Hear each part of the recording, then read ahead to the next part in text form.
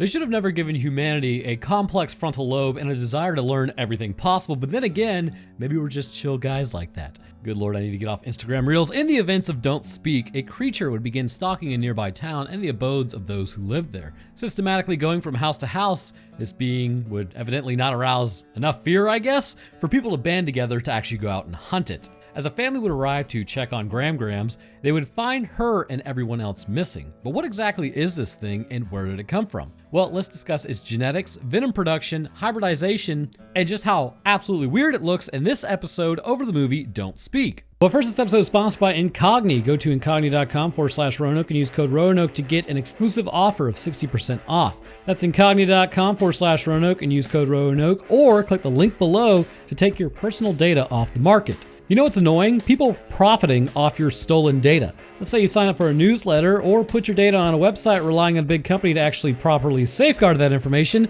Someone can come along, hack their site, and get your information either through there or through that newsletter that you just signed up for. Information like your full name, email, phone number, address, gender, education, relatives, social security number, employment history, and even more than that. They then sell this information. Data brokers hold onto it and now profit off of you by in turn selling it to companies, resulting in targeted ads and spamming. It's super irritating, but not anymore. With Incogni, let them do the messy work for you. Data brokers are legally obligated to delete the information on you if requested to do so. Incogni tracks down this information and then formally requests it to be deleted from their servers, returning your privacy to you. So, if you're ready to take back your privacy, then by heading to incogni.com/Roanoke and using code Roanoke, or clicking the link in the description, you can get an exclusive 60% off offer today. But as always, I want to thank you guys for watching. If you enjoyed, I don't always want to set light goals, as you know, I really don't have a goal at this point, but it is appreciated anyhow, as I've come to find out. It sort of pulled the channel out of a stagnation period a little while back. I think on the Bioraptor episode, so I do appreciate that.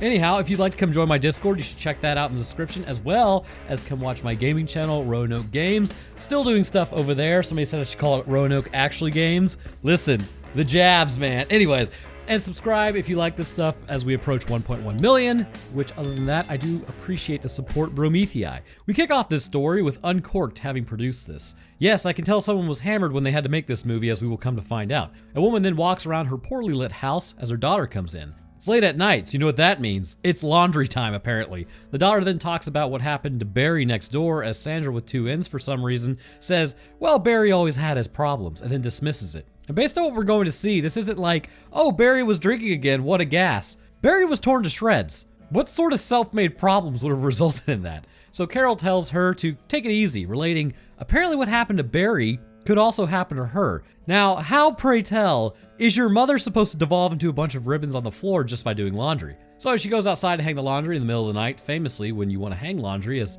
it'll totally dry properly and not mold at all, she begins to hear something in the darkness. Hearing a low screech out there, she looks out into the pitch black but sees nothing. Bioraptors in England confirmed. Deciding to not go back inside for some reason or another, she then sees something is out there as she begins backing up. Freaking out, she ends up yelling, resulting in getting grabbed. And what is that thing? Well, it sort of looks like a skull that's covered in ball sack skin, I'm not gonna lie to you. But there may be a legitimate reason as to why it looks like this based on genetics of what we're going to find out later. But we need to see this thing a little better before jumping into that topic. So the mother hears the screaming as she comes out next, finding her daughter is gone and not responding. The laundry is gonna be ruined. It'll take her hours to get it properly folded. Her words, not mine. She then hears the soft screeching as she heads back inside and then locks her daughter, who she assumes is probably still out there, and the monster outside. Someone begins playing with the lamp, as then she heads out to the stairs.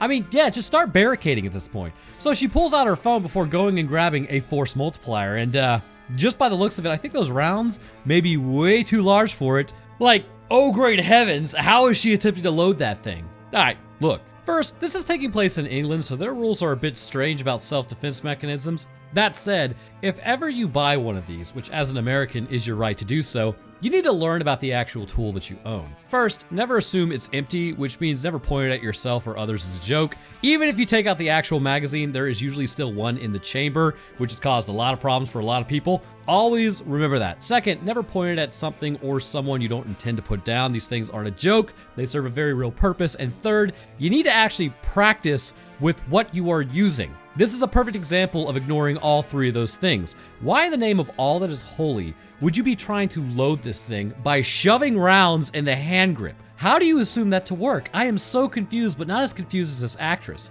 I think this is for real. I think she has never held one of these before, and they just said, here, try and load this and look scared while doing it, and this is the result. Movie magic. Dropping the rounds, because that is not how you load anything ever. They actually remind me of like those sort of videos where it's like the Doom reloads and then someone just throws a bunch of already used shells at a shotgun and then it somehow reloads it. This shouldn't be tripping me up as much as it is, but it is. So she checks the stairs as the creature is next to her, standing there menacingly. She then turns the handheld and then we see its face. Someone messes with the lamp again and then we just see the words "don't speak." All right, so second thing second, this channel has kind of reached a size where occasionally I'll poke fun at a movie and it actually gets back to the people who made it. You guys should go support the people who've actually made this movie. Second, it's all in good fun, but it cannot go unpoked. I'm sorry. There are just so many things with this movie that require me to put a helmet on to watch it. It doesn't mean I hate it. Like, if you haven't noticed what this channel actually is, I cover movies like this, not because I hate them, but because I'm fascinated by them. So like, apparently I've gotten a bunch of new people who've come over recently and they're like, why do you hate all the movies you cover? I'm like, bro, no, I do not hate. I love these movies, first off. This is my bread and butter. This is the good stuff. This is the random events that happen that I'm just like, what in the name of all that is holy is this? And then I cover it. So jumping over to Rita, she's talking to her mother about how her father is back in the hospital due to his heart issues. Rita says that she's gonna go out there. It's half a day's drive and her mother protests, saying it's too far for her, but with her father potentially biting the dust, I mean, that isn't that far of a drive, and in the US, that's like a laughable distance. It's pretty much just standard. In fact, I'm the best man at my buddy's wedding today, and I had to drive like 6 hours to get there. It really isn't that bad, just listen to some music or something. So after concluding that conversation, Rita unilaterally makes a choice that they're going out there with the entire family. Might want to talk to your husband about that. He has a job, right? So Rita's mom then hears something as weirdly, we jump back over to Rita and she's like, we're going, Alan, we're going, like forcibly, right? It seems like they were in the middle of disagreeing over it, but what is this guy gonna do? Say no? I mean, at minimum, I guess we could do it Goosebumps style where like the mom leaves and the dad is in the basement growing leaves out of his head or something. But come to find out though, Alan is like the most supportive husband and dad I have ever seen, to the point that there is no real shot that this is human behavior. There's not enough dopamine and oxytocin in the human brain that explains this man's level of chill attitude. Perhaps he's just a chill guy like that, or more likely, he's on some serious mood stabilizers. Not because he agreed to go, I mean, that's pretty much standard, but his statements that he makes all throughout, like, you gotta see this movie to truly appreciate it. So he says, well, I'll call in work in the morning, and then we'll all go. So he consoles Rita, saying that her dad is gonna be fine and that Rita should go have a bath, which is a hilarious way of telling someone they stink. The next morning, oh snap, is that a Mitsubishi Montero? I mean, the transmissions weren't really that great in some models, but in the 90s, Mitsubishi wasn't that bad. Looks pretty great too. Digging the skid plate and like the grill guard on that thing. It needs a OME 3-inch lift and put some 37s on it, but it'll do for now. So they load up the camper as an aged Victorian child comes out of the house. I said the C word, let's see if I get nuked from orbit. The dad continues loading the car as Charlie and her boyfriend have like a really adult argument. Like, it's kind of like weirdly put together considering, I don't know how old they're supposed to be here. So Ty agrees to come with them as Charlie comes out saying to her father that they won't screw at Gran's house. Okay then, I'm sure your father really loves to hear that. Mood stabilizers working like triple overtime right now. So driving on the wrong side of the road, they stop for some reason, literally 10 miles from the grandmother's house for reasons unknown. Like there's not a gas station there, there's not really an area to walk around at, it's just the side of a road. What is happening? The aged Victorian child, or as I like to call him, AVC so I don't get nuked from orbit, asks if he should do the rest of the driving. Grandma's house is like literally 10 miles away at this point. Are you serious? You know what? You're officially demoted to riding in the camper for the next 10 miles. And then talk about the grandpa having a heart attack as Mr. Supportive is being supportive and accommodating. AVC and Charlie then go to look at the woods as Charlie asks if he's told him yet. Allegedly, it was the whole point of him coming back from college. Man, well, isn't this the most functional family in existence? I think this is beginning to say more about me and my upbringing than anything else like bad about this family. Whoa, not cool, guy. Moving past those thoughts, AVC looks over and then spots a sign that just says testing area as Father of the Century keeps driving the grueling 10 miles. Getting to Gram's house, yeah, just park that anywhere, I suppose. Everyone then piles out as Rita heads inside looking for her mother. Searching the house, she finds nothing. The rest of the family then files in, also finding nothing. And there are like a ton of lingering shots in this movie. They really try to hit that hour-and-a-half mark. I think, like, technically speaking, 4 things basically happened during the whole runtime. Rita then reports that nobody is there, and Alan says maybe she went next door to Sandra with 2 N's house. We should go check. But then she kind of cuts him off, and she's like, well, can we go check? Would have been an absolute power move to say no, but he agrees, so they head over there. Approaching the next estate, I have no idea what's up with all these houses facing each other, but finding that the door is open, Rita is upset because this isn't normal. Checking Sandra with 2 N's house, Rita then literally finds blood on the stairs and is like, I don't understand what could be happening. But I'm probably just not gonna worry about it. Like, bro, you found blood on the stairs with the door open. This is a crime scene. Also, unless someone really was playing with that lamp, shouldn't there be like spent shell casings in the foyer where the stairs are? Did this creature literally clean up after its attack? Also, yeah, just go ahead and keep touching everything. Very good. You're gonna wanna leave fingerprints all over the house if possible. Hey, cut off some of your hair, leave it there too. So she comes out saying, something is not right, I can feel it. Was it the blood on the stairs that gave that away? You know, as an empath, she can really discern things that us mere mortals can't. Only countered by the dark empath who can sniff out narcissists apparently. Man, that was a really just tremendously stupid trend on TikTok. Like, they aren't superpowers. Being empathetic is not some mystical talent. It's literally what humans typically are. We are a social species. Anyhow, back over to Grandma's house, Ty has 0 social awareness, telling AVC, hey, I heard you got a girl pregnant in college.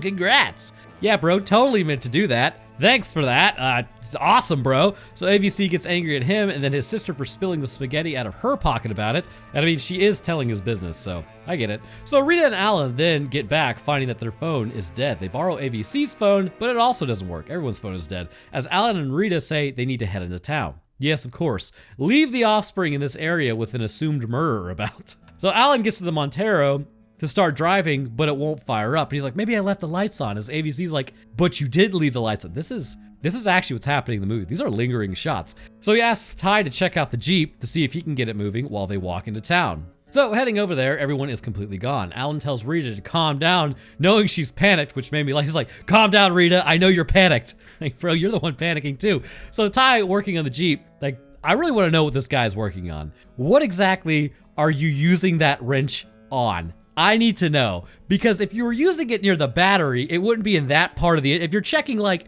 you're not gonna reach the spark plugs. There could be a carburetor on it, but that's too big of a wrench for a carburetor. What are you doing? So anyways, checking the Winchester, having a pint and waiting for all this to blow over, they then find a bloody handprint. Rita and AVC then head into the back, finding a camera and a few Polaroids, as AVC then checks one of them, which he has the same facial expression the whole time. Also, AVC, totally hat fishing right now. Looking at the picture, I have no idea what this blob is supposed to be, as Alan finds some strawberry jam on the counter that is still leaking, as he finds one guy coming over to him, injured. Trying to help the guy, he mentions a lab and how it got out. He tells him to get out of there as he starts shaking the guy who likely has internal bleeding, which is the best for them, I hear. And because they mentioned nothing to anyone, like their family, Charlie goes for a nice walk in the woods, eventually getting to the stables. Heading inside, we're about to witness something that is entirely frustrating. Heading to the back, she then finds a picture of her family as she breaks some glass with the ballsack monster having heard it. Cleaning up the glass, she then spots the creature at the end of the hallway, just sort of vibing out. She then drops what she was holding, alerting the thing that she is there as it sits there. So thank the Lord, on page 4 of 10 that I have written, we can now talk about this thing concerning its morphology, which will shed light on how it may have actually been created, along with several context clues later, and is going to clear up a lot of issues. Now, somebody in the comments had mentioned I was becoming a film review channel with just the occasional biological fact. Very interesting statement. Now, is it totally cracked out that this thing exists? Yes, but is it possible? Horrifically, possibly, depending on the body's ability to correct genes, which opens up an entirely different can of worms, which may alter how we view gene correction within ourselves. This creature appears fairly humanoid. From a great distance, you may not think it to be any different, especially if it's nighttime or something, but the same mentality can be applied to vehicles, basically, which is fine from far, but far from fine. Now, I'm not suggesting that this creature is fine. Or am I? No, I'm not. But it could be easily mistaken for being a human if most sightings are to be believed. But starting with the feet, the creature has plantigrade structuring and is flat-footed, much like a human. The legs are roughly the same size as a regular humans would be, and it possesses knees, much like we also have. Really, from the waist down, this creature isn't really that much different from Homo sapiens. However, apart from the promotional images that we see, its projected and intended physiology is completely different from what we typically will see within this movie. But with that said, the creature will have a more lithe-looking abdominal and pelvic region, although when we see it in the movie, obviously it looks sort of different. The budget just wasn't there for it, which brings up an important question. On Sci-Fi Channel, like in the early 2000s, the CGI was bad, don't get me wrong. But could they have not just CGI'd this thing? I don't know. I think they should have just done it rather than using practical effects on it. Maybe close-up effects would have been good, but then CGI that looks good. What am I doing right now? Essentially, it's going to sport a V-taper most males are trying to achieve to a degree, but the chest balloons outward, indicating the lungs are quite large, possibly even expanded beyond what normal humans would be. This indicates genetic tampering, but we'll get there. So the shoulders of this creature are not very large, and the arms themselves are rather skinny, but are quite long. Because of the humerus area and forearm bones being elongated, this would actually cause the swiping motion that it has to be more powerful, as it would almost work like an atlatl, which is basically how we threw spears back in the day. You don't just grab the spear and throw it, but you use an atlatl, and then you throw that forward, which adds even more momentum to the actual spear. It's a very interesting piece of technology from that era, which was a long time ago, but it's essentially a lever that increases the overall efficiency of the force imparted, if I'm remembering how levers work correctly. Anyhow, interestingly, the hands denote something rather strange about this creature, which may indicate that there could be several things at play here. In the promotional material, the hands have 3 fingers. Like, that's what it's supposed to have. It's gonna have 5 fingers though when we actually see it, but they're tipped with claws several inches in length that can slice through skin fairly easily. And I think this is also a book, which may be why the promotional material is different from what we actually see. But 3 fingers is strange for several reasons, as it brings into question what this actually is, but we'll get there. So moving up further to the torso area, we see the back is rather muscular around the back side of the head. And as we get to the head, the creature has a face not even a mother could love, because if this thing had a mother, she wouldn't be able to see it either. The face has no eyes, a growth of skin appears to have covered where the eyes would be, and the ears don't really have directing organs like we have, they're just holes in the side of the head. It's basically a blink and you'll miss it sort of deal, but the mouth of this creature drips venom that appears to immobilize its prey for extended periods of time, and altogether there's about 10 teeth that are long, and like the canines themselves appear to be what actually inject the venom. There is no hair whatsoever on this creature, and there are a few things that suggest this creature can occur naturally, but really it's just lab grown, or it could be a combination of different species entirely. Jumping into the stall, it begins its approach sniffing glass. Charlie then goes to escape as it sits there doing absolutely nothing. It finally turns around as she falls backwards into another room, which is like the 12th time she's fallen down. Like, stop falling. What are you, a newborn giraffe? So she puts her hand in what I can only describe as creature goo, as then she finds Grandma. Grandma will never be rescued from her cloth-wrapped fate, as Charlie sits there for an excruciating amount of time looking at her. So, you may be asking yourself, Grandma, why not free yourself? And you may also be asking, why would somebody say this is just a film review channel with biological facts? Well, to understand that, you need to understand how neurotoxins work on the functionality of your muscles and what they're actually doing to your neurons. Spoiler, it ruins your ability to contract your muscle. Neurons function by producing a depolarization event. Essentially, a positively charged sodium ion will flow into the cell steadily, so by comparison, this will cause the outside of the cell to be negatively charged relative to this piece of the inside of the cell, and eventually a certain threshold is reached, which will cause the cell to continue the electrical signal down the axon, which is important. Then the ion channels will open back up, allowing for the outflow of the sodium ions, which then returns it to its resting potential, and then you continue to exist. A repolarization event is gonna eventually happen.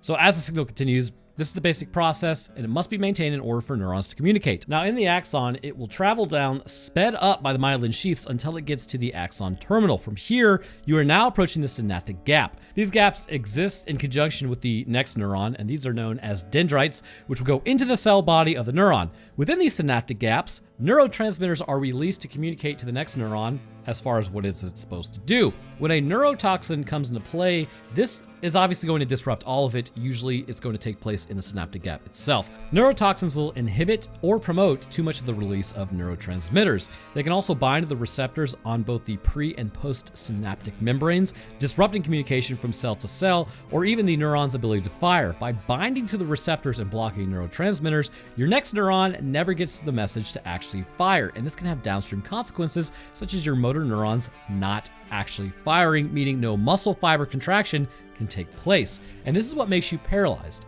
Now, your body doesn't just take this lying down. Enzymes will actually flood the area, typically breaking down neurotransmitters that they find that were not reuptaken by the neuron. Upon finding a neurotoxin, these enzymes can actually work to break those down and remove them from your body to clear these receptors, but this process takes time. Along with this, remember, your neurons are floating in a fluid known as the extracellular matrix. Now, floating isn't really accurate, but the materials exist all around them, and this is filtered quite regularly. The toxin can diffuse into this ECM and then is excreted out of your body by entering the lymphatic system, which then drains to the kidneys and is filtered out. This is about the only way to get rid of the neurotoxin, unless an actual antidote has been made to break it down more aggressively, and even then it still needs to be filtered out of your body. So it really becomes a timing issue. So Grandma appears to have been injected with some sort of neurotoxin that does not affect the heart or brain, but appears to target the motor neurons of the body, preventing her from moving.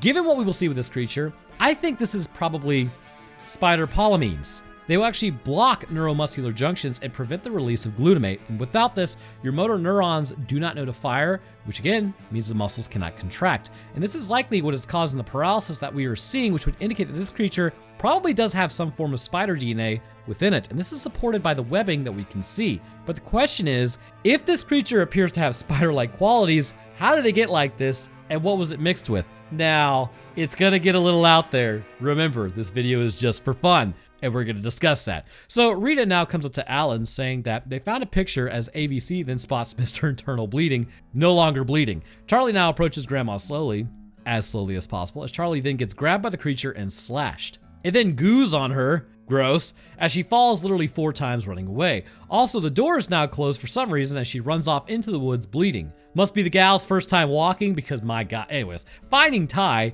they then run to the camper. Also, the Montero is in a different location, not really sure why. Charlie then asks for the keys as Ty keeps asking what's going on. Ty then braces, literally, look at his character. If we slow it down, he braces for the tackle, which made me laugh, as Charlie kept telling him to get in the camper, but he was like, oh, I want to stand out here and ask what's going on first. So looking outside, Ty is holding on to the other side of the camper for some god-awful reason. He will not get into it. Like, brother, just take a step and get into the camper. So instead he sits there as somehow he gets pulled, well, he does not somehow he gets pulled off, but then they throw a bucket of blood onto Charlie's face, which also made me laugh. But back in town, Team No Information walks through, saying that they need to find Grandma, or in this case, Great Grandma. They just don't know it yet. Sitting in the camper, the creature is outside banging against it as Charlie uses some gauze that apparently has been pre-unwrapped to cover her wound. The creature then begins shaking the camper, like, gal, just stay quiet in there, stop screaming. So, finding Charlie having a rave in the camper, Alan then approaches it, seeing claw marks on the side. Heading around the other side, they then find the creature doing Bulgarian deep squats as they keep hiding.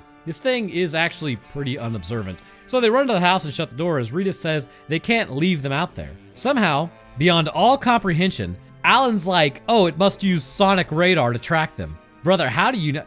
Alan's in on it. So Mr. Exposition concludes by saying it's hunting them by sound. AVC adds it had a face full of teeth and a covering that looked like a sack. Very strange. So Charlie now tries to finally exit the camper. Just stay in there and stay quiet. I don't really know why you need to leave. Alan says now is the chance to go out there and get her as it has left. Alan, like an actual Chad, then actually does head out there to go get his daughter. I mean, you could have grabbed anything, right? Kitchen knife, part of a bedpost, golf club, anything. But he elects to go out there with some good old-fashioned hand-to-hand counters, and that's about it. So finding Ty just sort of lying there, he doesn't really appear to have been eaten or anything, as Charlie comes out immediately making as much noise as possible. My god, be quiet. So she has a nice cry as Ty is gone, as they both then head back to the house. The monster then grabs Alan as he tells her to go, leaving AVC as the man of the house. We are all screwed. So bringing Charlie into the bedroom, they then lay her down as she just sort of seizes on the bed with a stylish arm wound. And I also want to point out, she looks bloodier than earlier, that they like reapply the blood. So they give her some water as Alan is then brought into the stable. The ballsack monster just wants to show him his Bionicle collection, and snarling at him, Charlie then tells her mom about what happened to the grandma as she starts having some sort of immunological response. AVC then goes to get some water for her as Rita then talks to him, suggesting it's some sort of virus, which she bases that on nothing, while the rave continues in the camper. So here's what was weird about this movie, right? They asked Ty to go check out the Jeep, but it's never established if he's good with cars. This thing's never established that it's hunting by sonic radar, yet Alan just knew. And then the mom is talking about how it's probably a virus, but she also bases that on nothing. There's a lot of assumptions going on here, but nobody's assuming more than me. So Rita then tells AVC about the testing area, saying that they were always told just to stay away from it when she was younger. Realizing Grandma's in the stable, AVC says he will go and help, as he's told, no, you need to stay safe, it's dangerous out there. Which, yes, life is dangerous, but everyone needs help here, so maybe just let him go. She says the creature is a hybrid or something, maybe it escaped. How do you know it's a hybrid? Well, don't you worry your pretty striped head about it, I'm here to tell you. So taking a look at this creature overall, we see clearly its body structure is that of Homo sapiens. The proportion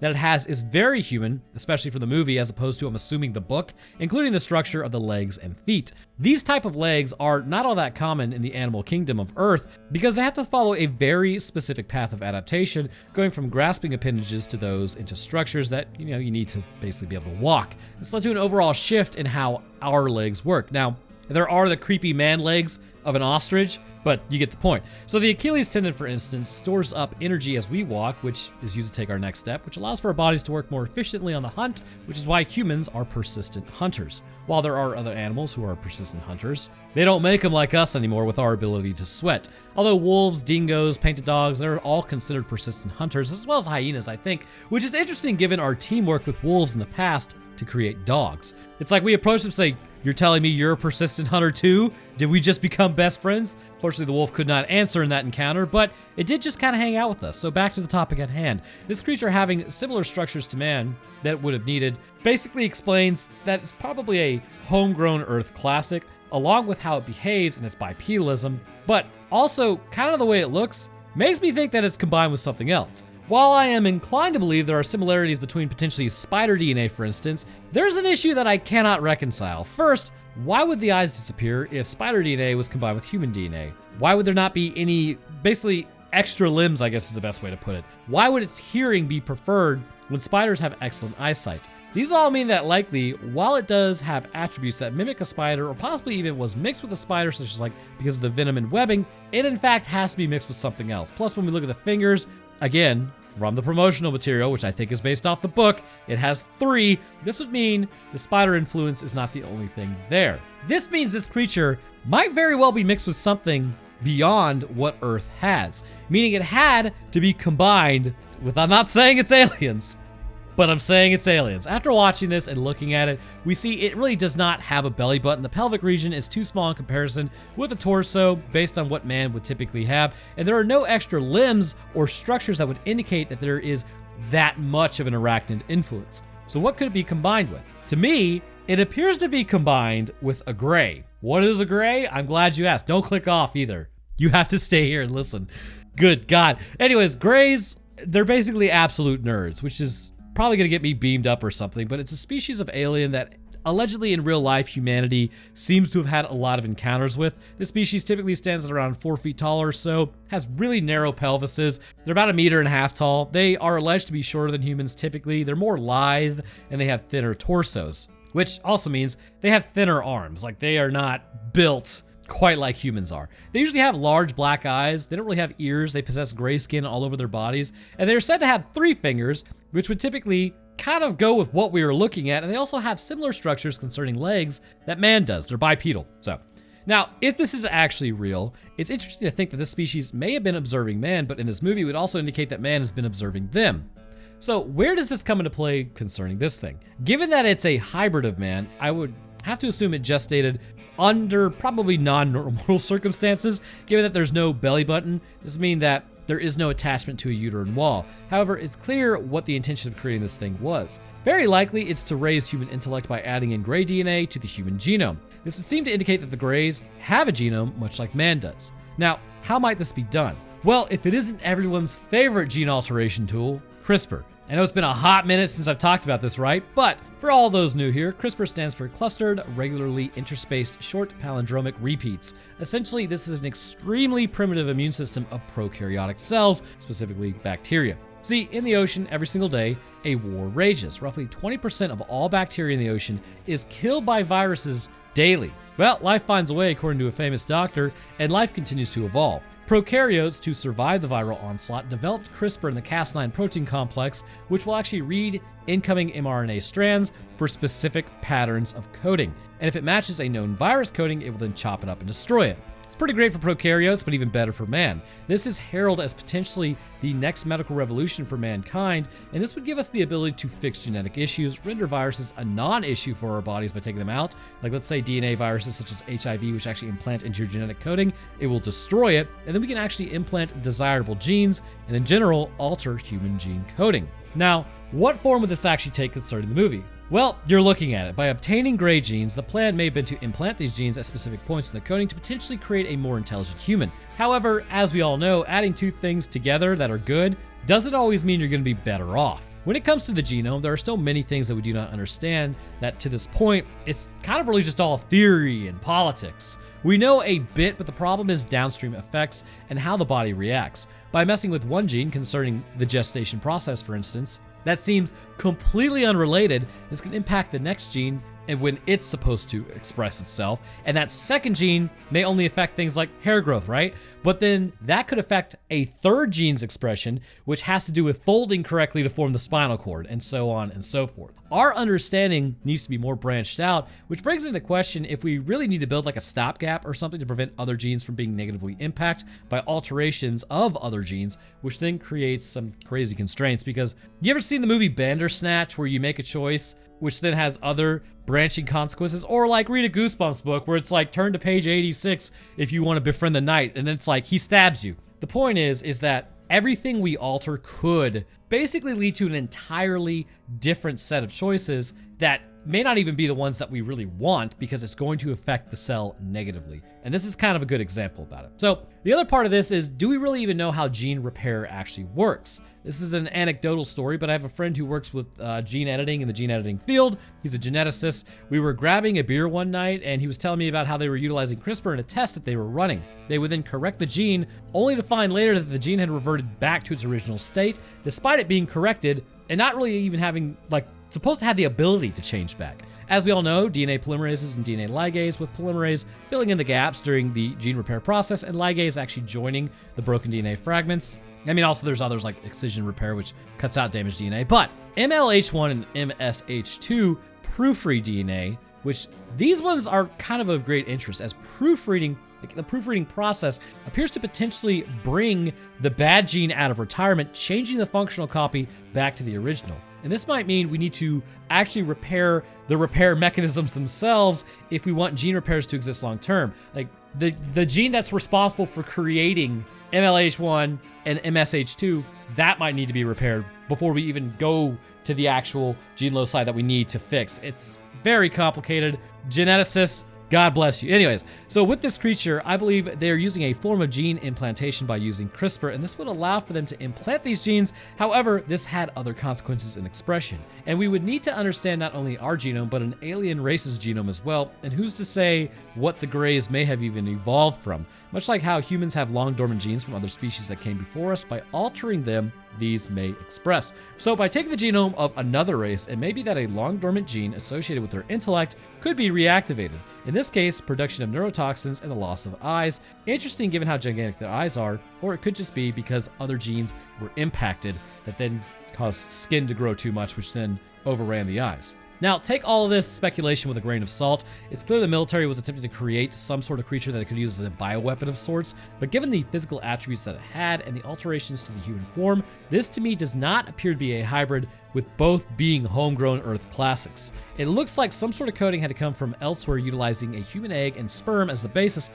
and then implanting extra genes into it, allowing it to basically grow and see if it would survive. So heading out to the stable, Charlie ain't looking so good, as then she throws up all over AVC, as he has a nice freak out in the bathroom trying to clean himself up. Bro, you should have just covered your mouth. Standard precaution, assume everybody's infected with everything. Charlie then finds that she has a stylish arm wound with eggs coming out of it. That's not great, and she starts to go like spiral ham on it to get rid of them. Meanwhile, Rita's wall crawling to go and get her mom, and oh, look at that, Alan's still alive. And he doesn't say anything, as then she passes. I think it's because currently he is dealing with issues of neurotoxins, but the time of selfish Alan has begun. Heading to the back, Rita then finds her mom, but don't worry, she will do nothing to help her. I know that made you concerned that maybe after being found by a second person, Grandma might get rescued. Absolutely not. Rita does nothing and then keeps asking how she gets this casing off. Well, step one would be to actually try to pull it off of her and see if that works. I guess you're not gonna do that. So he's the shadow man. As he becomes shadow manning around the corner, look at his fingers. Rita then hides in a barrel of water. It literally cannot see you. You could have stood in the corner and have been quiet and then just stayed out of the water so you could have kept breathing. Meanwhile, Charlie is pulling eggs out of her skin as Grandma continues to cry, having literally not been saved by the second person that found her, as Rita realizes she can't hold her breath forever and emerges gasping. You could have quietly come up from the water and breathe? Whatever. So Ballsack then approaches her as she descends once again as AVC walks away wide-eyed as all get out. Ballsack then finds Rita as AVC yells, getting the thing to come to him. He then runs and gets grabbed by his dad as finally Rita frees Grandma from her binding somewhat, only to find out she's been filled with spiders. This thing lays spider eggs in you if you couldn't tell from Charlie's arm. So, what is that about? Well, I believe it involves what the actual delivery method of CRISPR is and what it's associated with. In order to kind of impart these genes properly into a cell, you would need a delivery method. And this method is typically thought to be viral in nature, at least concerning today's day and age with it. Viruses can actually inject the Cas9 protein complex as well as code it into your DNA, causing you to create it naturally as it becomes a part of you. So it appears in utilizing a virus, the genes of the hybrid are functionally contagious. This is also explained why there's a bit of an immunological response in Charlie, because her body has become aware that there's a virus in her, so the innate immune system is activated. So you basically have a fever, and you would basically be like responding to the flu. So while genes being contagious may seem crazy, it's actually seen in nature. If you get infected with a virus and then go and hang out with your friend, there's a chance some of your DNA can actually be replicated into that viral genome when it's being built, which can then infect your friend.